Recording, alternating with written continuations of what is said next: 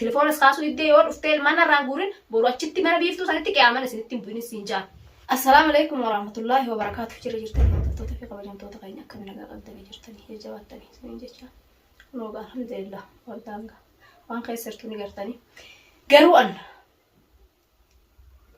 waan hin godhuun qabu. Wanni hin juulleen hin jirtu. Iccitii isaanii guututti naayimee jiraan hin jaalala. Haa galatoominni. Waan isaan itti jiran guututti ammallee naa himee jira. Ammas jechuudha waan kana waan qabatamaati waan kijiballee miti abbaa bilaasiif hima akka kijiballee jennee mucaan viidiyoo hunda isin mareet viidiyoo hunda naaf viidiyoo hunda qaba viidiyoo san hunda gadi lakkisa yoo nee kijiba kaittee loltullee taate laali viidiyoo gadi sii lakkisa garuu an ilmaan kan keetitti hottadhu siin jaan ilmaan kan keetitti irra dhufuu baannan ilmaan kan kee ona kana keessatti walitti ulaatti sii cufeetin haa bugatanii si jalaa oo naa jaan biraa kutaanis ilmaan kan kee waan ilmaan kan kee bal'inatti gannaytee achi teessuu qalbii ilmaan keetti hoo dhuftee dhufin siin jaan yoo dhufte dhufi waan ati itti jirtu waan isin itti hirtan hundaa'u naa himee jira mucaan daa'isin waan anarraa manaaba malee an manaaba keessan jiraan akka nama amma hirriibaa ka'e manaaba noofu jira edaa duraanitu an isin edaa filima narra dalagu jirtan isin lachuu galatooma galatooma waan narra dalagu jirtan kana maalin isin godhan isin dhuubee isin hin dhugu isin hin liqimsu haquma rabbii yoo himtayyoo na wajjiin deemaa na wajjiin wanni ja'aabiiftulleen maaliif na dhossiti tila kana yoo haqanatti himtee dhugaa na dhossuun qabdu ture garuu ishillee naa galatoomtuu baga na dhossite akka kanatti yoo bareedaa ta'e garuu isintu beeka akka isin irra jiru kun akka isin itti hirtan kana yoo akka isin itti hirtan kun akka itti karaa kanaattu nu wayyaa karaan kan nuti deemu jirru kanaan nu wayyaa karaa wardaan nu jettan ta'uu ka'ee oo jettan ni laalla ka isinii ta'u yoo kun isinii ta'e ni laalla jechuudha an garuu waan biraan beeku ganaa cinqii fi laal waan takka hin danda'u jechuudha ganaan haasa'u tokkichallee hin danda'u waa takka dubbii takkallee hin danda'u ilmaanuma kan ka'e qofa kootu narra taqabbaladhu siin jaan waan biraan waa takka naa godhisiin hin jiru waa takkallee sirraan fedhu waa takkallee sirraan barbaadu ilmaan kan kee fudhadhu kootu wardaan feetu ni galti feetu kafeeta taate feetu maalin godhare dhiiftee mitiiree dullatti oolatti dhiiftee biraa baafatte ilmaan kan kee sin mara ruuree gisisan sin dhukkubsu ilmaan kan kee ilmaan kan kee yoo kan xiqqishollee taatu dhiiga kan kee taatee kan si dhukkubsu taate xiqqollee quuqama ilmaan kan keetti yoo qabaate taate maal nyaatan maal dhugan ilmaan kiyyan jettu ifii nyaattee dhuyiddee quufteeti achi ciifte achi teessa fedhan haa beelanii fedhan akka fedhan haa ta'anii maal gootati bilbilaan kaaftu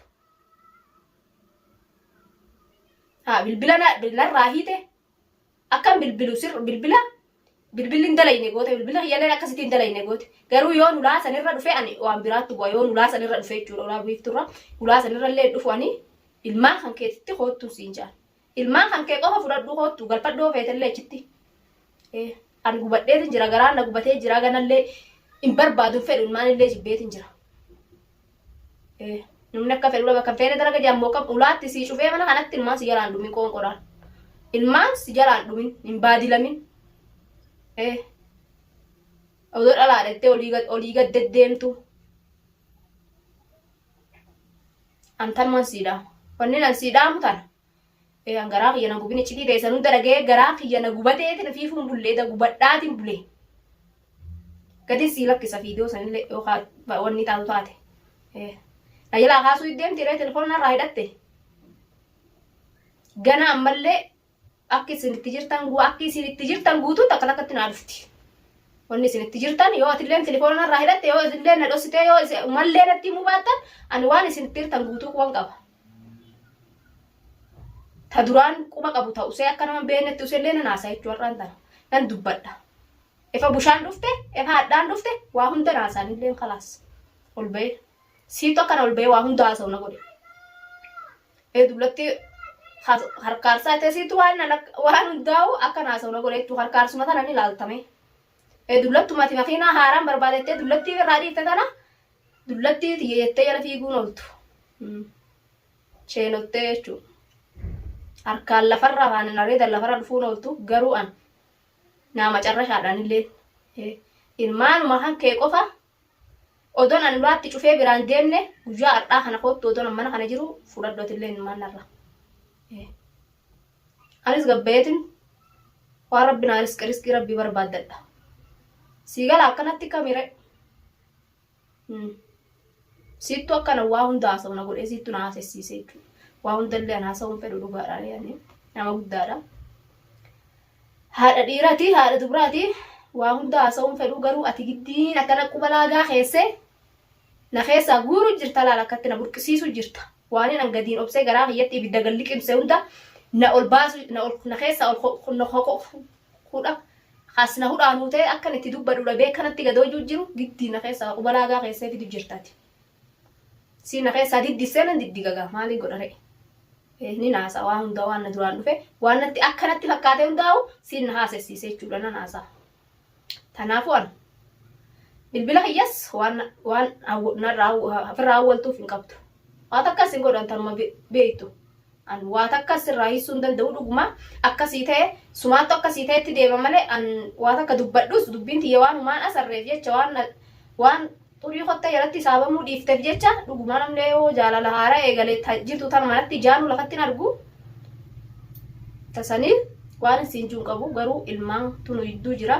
Ilmaan keenya akkanaa fi si gidduutti illee hin baadilamne tanumas siidhaamaan tanumas siidhaama.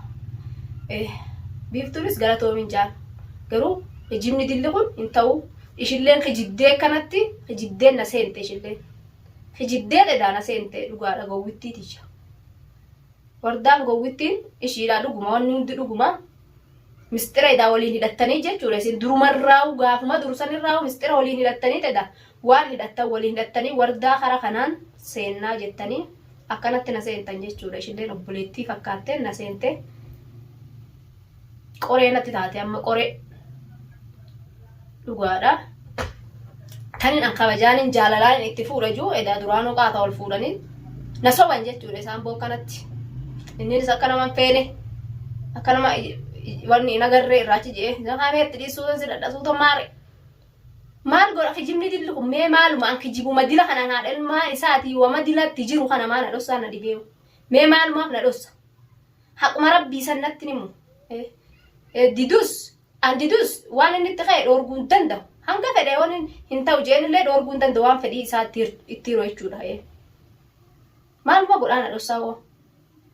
Waan booda duubaa mul'atu jechuudha. Turtullee haa inni numa baakunuu. Turtu malee wanni dhokatee hafu hin jiru jechuudha. Dhugaan qallatti malee jechuu yaani numa baati. Ammallee dhugaan ba'umaaf teessii ishaallaa'e.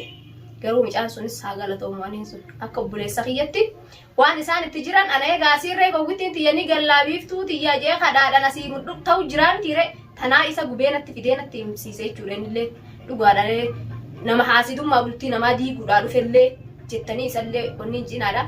Garuu inni kheyrii naaf yaade nama naa dubbatu hin dhabe'an nama naa dubbatu hin qabu. Nasiyaa naaf yaade fayyaa nagaan ijiin jee waan qaata dhume waan qaata xumurame ati asiifirraa afaan hin banini yoo galte qaddiifirraa galii wanni ati asii ijjitutun guutuu waan qaata si duratti dhume ati quban qabne malee dhugaadhaan quban qabu waa takka an akkuman halaqametti hin jira waa takkas hin beeku ijaalleen takka achi argeen beeku waa takka illee hin beeku anumaa fi abbaa bilaalii fi ijoollee tiyyen ja'a malee warra na dhale sanuu quban qabu jechuudha. Asuma keessatti isaan gubatu ilmaanii fi gubatu ofii gubatu malee waa takka quban qabu jechuudha. Namallee dhugaadha nama kijallee qabu jechuudha. Murameetiin inni ismaa wajjin asitti murame. Garuu har'a kunoo inni dirreerra na darbe jechuudha. Alhamdulillah waa takka hin ta'u innillee dirreetti na darbu. Haadha ilmaanitti jee guyyaa tokkollee taatu na barbaadu ooluu gaafa sanii waa dubbadha malee har'a waan hin dubbadhu hin jirtu jechuudha. Har'a wanni hin dubbadhu hin jirtu. Wanni takkitti nan dubbadhu ilmaan kan kee qofa. Ammallee irra deddeebi'ee gizee meeqa irra deddeebi'eetiin jaa ilmaan qofa. Nu jidduutti ilmaan kun qofti akka rakkanne hin jaalaalaan. Ani garaa hiyyarraan hidhadha. Ati abbaa dhaleentii yoo feetee walitti qabii galfadhu biyyatti galfadhu haadha fi abbaa qabdaatti galfadhu ilmaan kan kee. Dullottiin haa deddeemtu. Wanni si dhaamu tanuma guyyaa har'aa kan ilmaanitti galuu baannan Ani hin beeku takkaati yumaa takkaatee sanuma gisisan. Ilmaan kanatti yoo dhufuu baatte ilmaan kana mala narraa godhuu baatte ani ilmaanii wajjin oona keessa na dhiiftee deemte ilmaaniin qabamu ilmaaniin eegamu gabbeetiin ilmaan kiyyatti ilmaanitti waa barbaadamu mee akka maataa haa jechuuf akka yaada keetitti biyya ishii keessa hin jirtu wardaani haa rakkattu jechuuf yaadumanii ilmaan isaa dhumanii akka yaada kan keetitti ati biiftuu si dandeessee achi gortee ofirraa ciqilfattee nyaatta. Akkamitti mi'aa guyyaa hanga achi teessu kanaa akkamitti waan ilmaa kan kee kun akkatti jiran beekta beelanii fi deebotanii maal goota wardaan ilmaan irraan kaatu ilmaan akka feetetti itti cicciti jettee ofirraa teessa akka hin godhuun qabaan illee garatti dachaafadhu kottu yoo feete naa jettu garatti dachaafadhu akka feete godhi ilmaa kan kee akka feetu galfadhu guuri bishaan illee taatu feetu fuudhii hari'annaa jettu garuu kottu tulmanarraa guuriin siin jaal hagarmoon sii dhaamsa qaba. Jazaa rabbiin siif kafalaa ganaa irraan sii kafalaa ani jazaa tiitas wajjin gubadhallee rabbi biratti wallaallanaa fi'ati wanni silleen arrabsu wanni ijoolleen hin jirtu garuu guyyaa har'aa kana tilefoonas kaasuu iddee yoo dhuftee ilmaan narraan guurin boru achitti mana biiftuu sanitti qiyaaman isinitti hin bu'in siin jaa.